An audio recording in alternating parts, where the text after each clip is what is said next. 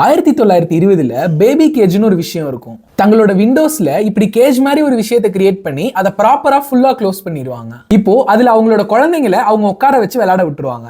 இப்படி பண்றது மூலமா அந்த குழந்தைங்களுக்கு ஃப்ரெஷ் ஏர் அப்புறம் டைரக்ட் சன்லைட் கிடைக்கும். அங்க போற வர மக்களை பாக்குறது மட்டும் இல்லாம இந்த சொசைட்டியை வேற ஒரு ஆங்கிள் இருந்து பாக்குறது மூலமா அவங்க வளரும் போது சோசியல் ஆங்ஸைட்டி இல்லாம வளருவாங்க அப்படின்னு நம்பினாங்க. லண்டன், நியூயார்க் மாதிரியான பெரிய சிட்டிஸ்ல இதை இம்ப்ளிமெண்ட் பண்றாங்க. காரணம் இந்த சிட்டிஸ் எல்லாமே 1920sல ரொம்பவே இண்டஸ்ட்ரி மூலமா டெவலப் ஆக ஆரம்பிக்குது. சோ அங்க இருக்கிற மக்களுக்கு ப்ராப்பர் பேக்யார்ட் இல்ல, பால்கனி இல்ல. சோ இந்த ஃபெசிலிட்டிஸ் இல்லாத மக்கள் எல்லாமே இதை ஃபாலோ பண்றாங்க. ஆனா கொஞ்ச நாள் கழிச்சு அந்த சின்ன ஸ்பேஸ்லயே வாழ பழகின மக்கள் இது ரொம்ப டேஞ்சரா இருக்கு, இது எப்ப வேணா குழந்தைங்களுக்கு ஆபத்தா முடியலாம் அப்படின்னு பயந்து இதை மொத்தமா யூஸ் பண்றதை நிறுத்திட்டாங்க.